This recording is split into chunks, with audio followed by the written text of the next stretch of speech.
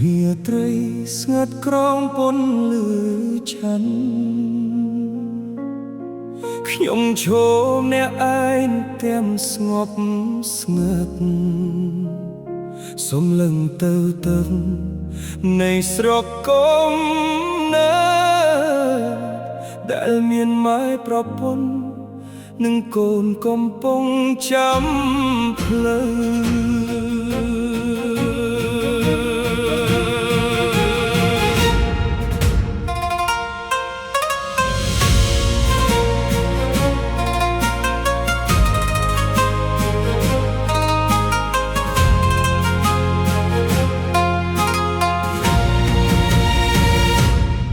ខ្ញុំចេញពីផ្ទះទាំងទឹកភ្នែកថ្ងៃដែលខ្ញុំលាម៉ែ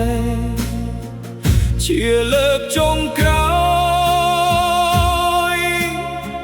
ស្នាមញញឹមម៉ែនៅជាប់ក្នុងចិត្តតែភ្នែកគាត់លាក់នៅក្តីបារម្ភប្រពន្ធឈរកាន់ដៃមិនចង់លេងកូនយំស្រែកសួរថាបាកុំទៅបានទេសំណួរមួយធ្វើឲ្យចិត្តខ្ញុំស្ទើរបែក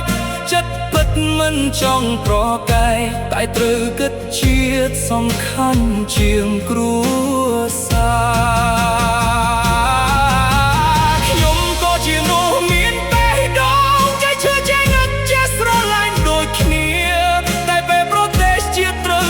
ឆ្លៀនពៀនខ្ញុំត្រូវលាក់ភាពទន់ខ្សោយនៅក្រោយខ្នង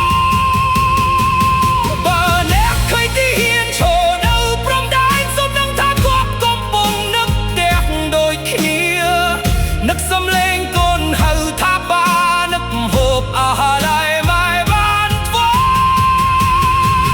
ពេលដងចង់នៅស្វែងមកជាទីស្រឡាញ់បងតែយើងទាំងពីរត្រូវឈរនៅព្រំដែនប្រឈមជាមួយក្របកំភ្លើងក៏មិនអនុញ្ញាតឲ្យចូលមកឆ្លៀនពៀ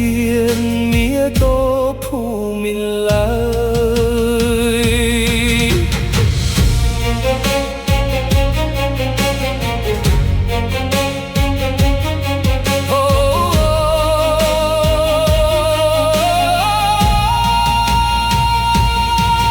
រាត្រីខ្លះខ្ញុំគិតមនុស្សព្រោះនឹកមកកូនដែលធ្លាប់យំតាមខ្ញុំខកខានផ្នែកកំណើតរបស់គេខកខានពេលគេរៀនដើរដំបូងម៉ែចាស់ប្រហែលកំពុងចាំភ្លើនៅរូបថប់កូនប្រុសរាល់ថ្ងៃចំណែកខ្ញុំក៏បានត្រឹមសំឡុងមេឃស្រងៃថាកំពុងអង្គុយក្បែរកូនបាក់ណៃណាខ្ញុំមិនបាន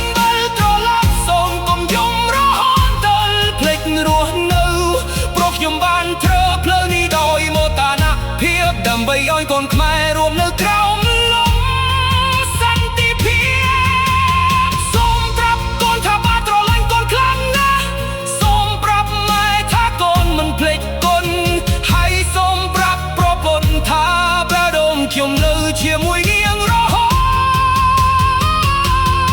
តខ្ញុំជាទាហានព្រំដែនមានទឹកភ្លេចលាក់ក្រោយឯកសន្តានមានក្តីនឹករលត់លាក់ក្រោយស្នាមញញឹមនឹកគ្រួសារបានត្រឹមលាក់ក្នុងចិត្ត